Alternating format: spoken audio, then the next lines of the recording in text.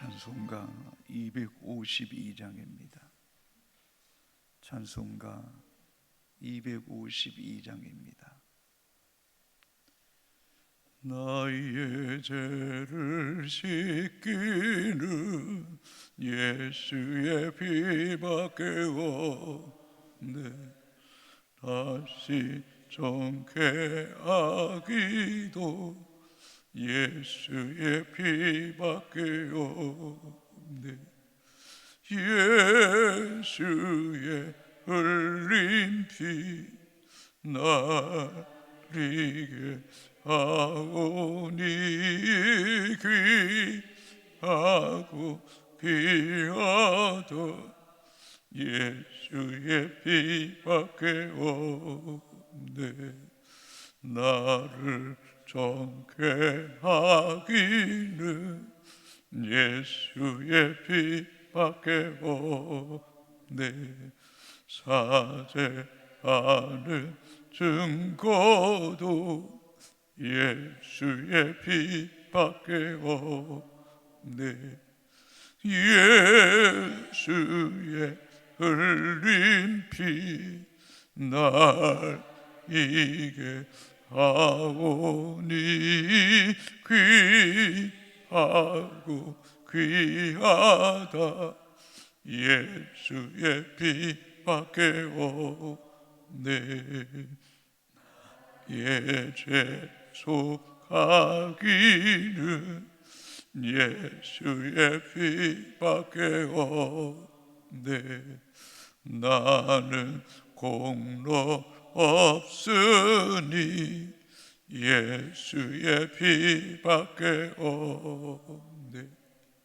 예수의 흘린 피 날 이게 하오니 귀하고 귀하다. 예수의 피밖에 없네. 평안함과 소망은 예수의 피밖에 없네. 나의 의는 이것뿐 예수의 피밖에 없네. 예수의 흘린 피 날 이게 하오니 귀하고 귀하다. 예수의 피밖에 없네. 영원토록 내 할 말 예수의 피밖에 없네. 나의 찬미 제목은 예수의 피밖에 없네. 예수의 흘린 피 날 이게 하오니 귀하고 귀하다. 예수의 피밖에 없네. 나의 죄를 씻기 예수의 피밖에 없네. 다시 성케하기도 예수의 피밖에 없네. 예수의 흘린 피 날 이게 하오니 귀하고 귀하다. 예수의 피밖에 없네. 아멘. 하나님 말씀 에레미야 예가 4장 1절에서 10절까지 교독하시고 마지막 절 같이 읽겠습니다. 슬프다 어찌 그리 금이 빛을 잃고 순금이 변절하였으며 성소의 돌들이 거리 여기마다 쏟아졌는고.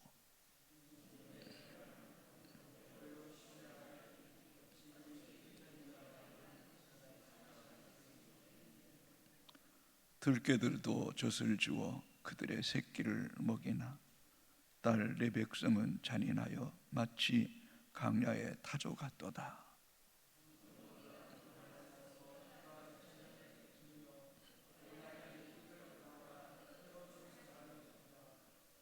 맛있는 음식을 먹던 자들이 외롭게 거리거리에 있으며 이전에는 붉은 옷을 입고 자라난 자들이 이제는 거름더미를 안았도다.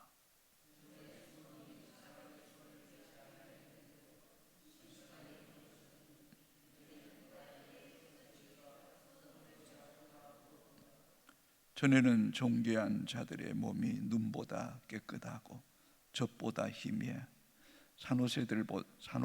산호들보다 붉어 그들의 윤택함이 갈아서 빛낸 청옥 같더니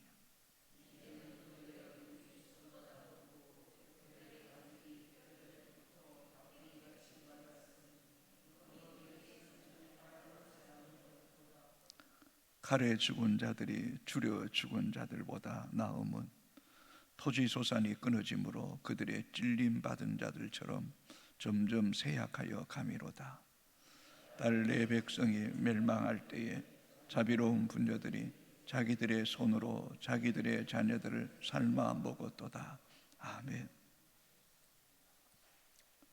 하나님의 진노로 바벨론 군대가 예루살렘과 유다 민족을 철저하게 짓밟고 무너뜨리고 불사름으로 항폐화된 성전과 민족을 바라보며 탄식하는 예레미야의 애가입니다.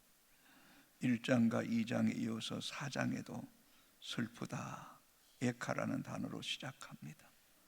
어떻게 이럴 수가, 어떻게 이럴 수가. 탄식했던 예레미야의 선지자의 절규의 소리가 오늘 본문에는 더더욱 우리의 가슴을 이렇게 아프게 하고 눈물 짓게 합니다. 1절입니다.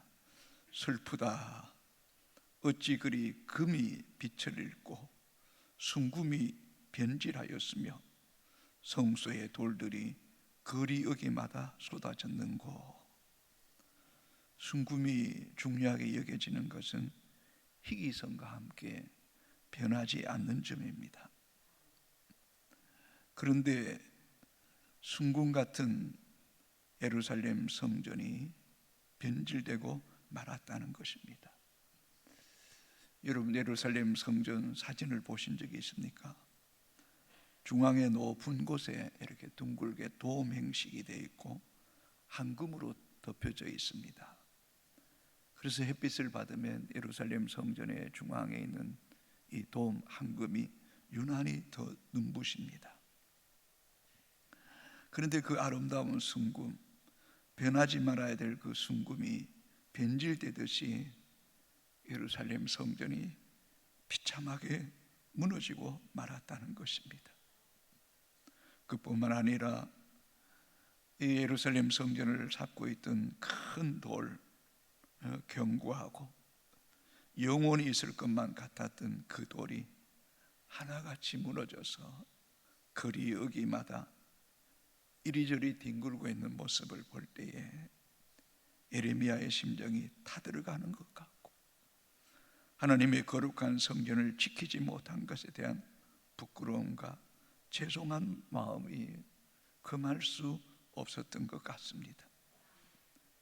예루살렘 성전은 하나님의 임재가 있는 지성소가 있는 곳입니다. 지성소에 있는 언약궤, 법궤, 증거궤라고 하는 이 궤도 여러분 이 금으로 덮여져 있습니다. 시띠나무, 아카시아 나무에 금으로 덮여져 있을 뿐만 아니라 그 위에 속죄소 위에는 두 그룹 천사들이 날개를 펴고 얼굴을 맞대고 있는 그것도 황금으로 덮여져 있습니다. 절대로 변해서는 안 될 언약궤, 그 순금이 변해졌고 그 성소, 그 지성소가 철저하게 파괴되었다는 것입니다. 여러분, 이보다 더 끔찍한 일이 어디 있겠습니까?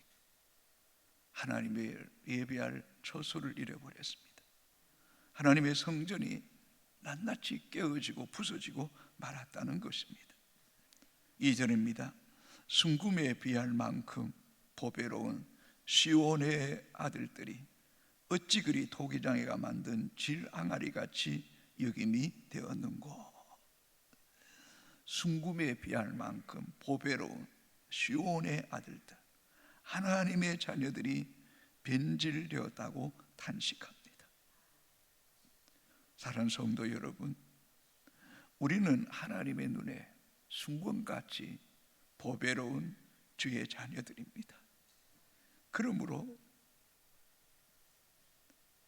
우리는 변질되는 것을 가장 두려워해야 됩니다. 그러나 변질은 소리 없이 나도 모르는 사이에 점진적으로 변질될 수 있다는 것입니다. 우리의 믿음이 변질되면 하나님의 성전이 무너집니다. 지성소가 무너집니다. 하나님의 임재가 떠납니다. 변질된 자들의 예배를 하나님은 기쁘게 받을 수 없기 때문에 말라기 선지자의 말씀처럼 차라리 성전 문을 닫았으면 좋겠다라고 말씀하신다는 사실을 잊지 말아야 됩니다. 순금과 같은 보배로운 주의 자녀들이 변질되니까 시온의 아들들이 어찌 그리 토기장애가 만든 질항아리 같이 여김이 되었는고. 본문에 나오는 질항아리는 완성품의 질항아리가 아니라 토기장애가 가마에 구웠는데 모양이 찌그러지고 금이 가서 사용할 수가 없어 턱서 그냥 깨트려진 그 항아리. 지금 그 모습이 하나님의 순금과 같이 보배로운 주의 자녀들의 모습이고 유다 민족의 모습이고 예루살렘의 성전의 참상이라는 것입니다. 이사야 64장 8절에 그러나 여호와여 이제 주는 우리 아버지입니다. 우리는 진흙이요 주는 토기장이시니 우리는 다 주의 손으로 지으신 것입니다. 우리를 지으신 분이 하나님, 그분은 토기장입니다. 우리는 그분의 마음에 들어야 됩니다. 그분의 자녀로서의 역할, 사명을 잘 감당해야 됩니다. 그 사명을 감당하지 못하면 토기장이 되신 주님은 가차없이 마치 철장으로 질그럽게 들으시 박살내고 만다는 겁니다. 그 순간 우리 인생은 송두리째 무너지고 정말 절규할 수밖에 없는 상황에 놓이게 된다는 것입니다. 그래서 예레미야 1장에서도 열국 중에 크던 사람이었는데 가부가 되었다. 전에는 열방 중에 공주였는데 이제는 강제 노동하는 사람이 되었다. 오늘 본문에는 순금같이 희귀하고 변함이 없어야 되는데 그 순금이 변질되었고 또 시온의 아들들이 순금같이 보배로운 자녀들이 질항아리처럼 가차없이 깨어져 버렸음을 탄식하고 있습니다. 하나님의 자녀들이 하나님을 등지고 우상 숭배를 하고 온갖 죄악을 자행하는 것이 얼마나 끔찍한 결과를 가져오는지를 우리에게 잘 말씀해 주고 있습니다. 사랑하는 성도 여러분, 하나님의 품 안에 거하십시오. 주의 법도 안에 거하십시오. 하나님을 바르게 예배하십시오. 힘써 그분을 따라가십시오. 지으심을 받은 목적을 따라 살아가십시오. 그럴 때 하나님께서 우리를 안전하게 하십니다. 우리의 요새가 되시고 나의 하나님이 되시고 나의 방패가 되시고 우리를 인도하시고 가장 좋은 것으로 먹여주시는 분이 우리의 하나님인 줄로 믿습니다. 여러분, 정말 이 새벽에 여러분 마음 깊은 곳에서 하나님을 더 사랑해야지, 더 가까이, 더 그분의 더 깊은 임재 속에 지성소에 들어가는 은혜를 구하는 이 새벽이 되기를 주의 이름으로 축복합니다. 3절입니다. 들깨들도 젖을 주어 그들의 새끼를 먹이나 딸 내 백성은 잔인하여 마치 강야의 타조 같도다. 당시의 들깨는 부정하고 무리를 지어 다니며 사람을 무자비하게 공격하기 때문에 천대와 멸시를 받는 동물의 대명사와 같았습니다. 또 당시 사람들에게 강야의 타조는 알을 낳은 후에 품어서 부화시키지 않고 그냥 모래 속에 밥 묻어두면 땅의 지열로 부화되는 것이 이 타조입니다. 타조는 동물이 갖고 있는 본능적인 모성애마저 없는 그런 잔인한 동물로 여겼습니다. 지금 이스라엘 백성들이, 여인들이 들깨보다 못한 강야의 타조와 같다는 것입니다. 이스라엘 백성의 어미들이 잔인하다는 겁니다. 모성애가 없다는 겁니다. 영적으로 보면 이 부모의 참상, 제상이 오늘의 자녀들을 끔찍하게 파멸로, 포로로 이방의 압제 속에 거하겠다는 것입니다. 이것은 부모가 자식을 돌보지 않은 까닭이라는 것입니다. 참 조심스러운 말입니다만 그저 자식에게 좋은 것 먹이고 좋은 것 입히고 좋은 것만 주어서 키우는 그런 부모가 좋은 부모가 아니라는 겁니다. 타조와 같은 부모라는 것입니다. 말씀을 먹이고 하나님을 두려워하고 주의 법도 가운데 거하고 주의 거룩한 날을 구별하여 잘 지키지 못하게 한다면 그것은 오늘 본문에 같은 이런 끔찍한 심판의 대상이 되고 만다는 것입니다. 실제 예루살렘 성읍이 바벨론 군대에 포위되어서 19개월 동안 성읍 안에서 바깥으로 나올 수가 없었습니다. 또 성 밖에 있는 음식이나 곡식을 성읍으로 가져갈 수가 없었습니다. 그러니 모든 양식이 차단당함을 통하여서 19개월 동안 예루살렘 성읍에 포위된 백성들이 죽어가고 있습니다. 그 가운데 어린 자녀들이 먹지 못해서 죽어가고 있는 겁니다. 그래서 어미들이 자기 자식을 삶아 먹는 끔찍한 비극이 있었습니다.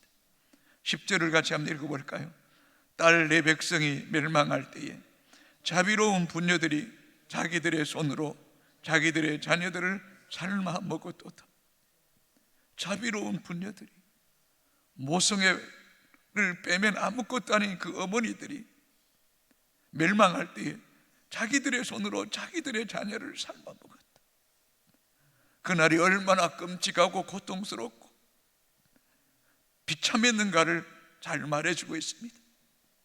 그래서 젖먹이는 목이 말라서 해가 입천장에 붙었다고 말합니다. 먹을 것이 없었던 겁니다. 입을 벌릴 힘이 없었던 것입니다. 울 힘이 없었던 것입니다. 아니요, 어미가 있고 아비가 있어도 떡 하나 구해서 그 자식에게 먹여줄 형편이 못 되었다는 것입니다. 4절입니다. 젖먹이가 목말라서 해가 입천장에 붙으며 어린아이들이 떡을 구하나 떼어줄 사람이 없도다. 어머니가 떡을 줄 수 없는데 누가 떡을 줄 수 있단 말입니까? 이런 비참한 현실 속에서 과거에 우리가 식탁에서 풍성한 식탁을 먹었고 과거에 붉은 귀한 옷, 부유층 입는 그 옷을 입으며 절거히 안락했는데 지금은 거름더미 가축들의 배설물 같은 쓰레기에 더미에 앉아서 죽지 못해 살아가는 것이 너무너무 고통스럽다는 것입니다. 5절입니다. 맛있는 음식을 먹던 자녀들이 애롭게 거리거리에 있으며 이제는 붉은 옷을 입고 자라난 자들이 이제는 거름더미를 안았도다. 부효층에 있는 사람들 마저 먹을 것이 없어서 거리를 헤매고 있습니다. 붉은 옷을 입고 부요함을 자랑했던, 사치를 자랑했던 그들이 이제는 거름더미에 앉아서 탄식하고 있다는 것입니다. 여러분, 하나님의 진노의 심판이 미치는 순간, 한순간에 모든 것이 변합니다. 끔찍합니다. 지금도 아프리카나 필리핀의 어린아이들이 쓰레기 더미를 뒤지면서 생명을 유지하고 있다는 사실을 여러분 아십니까? 6.25와 보릿고개 속에 우리 부모들이 먹지 못해서 먹었다고, 엄마는 배부르다고 말했던 적이 그리 길지 않습니다. 오늘의 풍요와 안정된 생활, 이것은 우리 믿음의 선진들이 기근 가운데도 오직 하나님을 경외하며 이 땅을 위해 기도했던 그 눈물이 오늘의 우리를 풍족했다면 우리는 우리의 자녀들에게 무엇을 물려주겠습니까? 여러분, 양식을 물려주겠습니까? 신앙을 물려주시겠습니까? 정말 하나님을 두려워하고 하나님만 경외하는 진정한 믿음을 물려주는 믿음의 부모가 되기를 주의 이름으로 축복합니다. 6절입니다. 전에 소돔이 사람의 손을 대지 않아서도 순식간에 무너지더니 이제는 딸 내 백성의 죄가 소돔의 죄악보다 무겁도다. 사람이 손대지 않았는데 소돔 땅에 하나님이 불과 유황비를 쏟아지니 순식간에 죽음의 땅이 되었던 것처럼 이제는 딸 내 백성의 죄가 소돔의 죄악보다 무겁다라고 말하고 있습니다. 소돔에 당했던 그 고통과 맹렬한 심판보다 지금 우리가 당하는 고통이 더 끔찍하다는 것입니다. 창세기 19장 24절 25절에 여호와께서 하늘 곧 여호와께로부터 유황과 불을 소돔과 고모라에 비같이 내리사 그 성들과 온 들과 성에 거주하는 모든 백성과 땅에 난 것을 다 엎어 멸하셨더라. 하나도 남은 것이, 성들도 들도 성에 거주하는 백성과 땅에 난 것을 다 엎어버렸습니다. 불과 유황이 비같이 내리니 그 땅이 죽음의 땅이 되고 만 것입니다. 여러분 기억하십시오. 두렵습니다만 하나님의 맹렬한 심판 앞에 살아남은 것은 하나도 없다는 겁니다. 생명체는 다 죽음을 당한 겁니다. 우리가 알고 있듯이 노아 홍수 시대에 땅의 지면을 물로 다 덮어버렸습니다. 노아의 가족 외에는 아무도 구원받지 못했습니다. 하나님의 심판이 얼마나 철저하고 얼마나 끔찍하다는 사실을 우리는 기억해야 됩니다. 그러나 노아 시대보다, 소돔과 고모라 시대보다, 이 바빌론이 의해 심판받은 유다 땅보다 더 끔찍한 심판이 지금 우리를 기다리고 있다는 사실 잊지 마십시오. 마태복음 24장 21절에 이는 그때에 큰 환난이 있겠습니다. 창세로부터 지금까지 이런 환난이 없었고 후에도 없으리라. 후에도 없으리라. 우리는 중국에 코로나가 밀어닥칠 때에 중국이 그 환자를 수용하지 못해서 그저 병원 입구에서 죽어가는 사람들이 많았던 것을 보지 않았습니까? 어떤 그것과 비교할 수 없는, 우리가 생각지 않은 시간에 혼련이 갑자기 이런 끔찍한 심판이 우리에게도 미칠 수 있다는 사실, 주님이 이 땅에 재림하실 때에 하늘의 천체가 부러지고 이 땅을 덮는 그날이 온다는 사실을 우리는 잊지 않게 되기를 주의 이름으로 소망합니다. 나의 죄를 씻기는 예수의 피밖에 없습니다. 나를 성쾌하게도 예수의 피밖에 없습니다. 예수의 피, 그 피가 우리를 구원하는 것입니다. 그 피가 우리의 생명이고 능력이고 구원인 줄로 믿으시기를 주의 이름으로 축복합니다.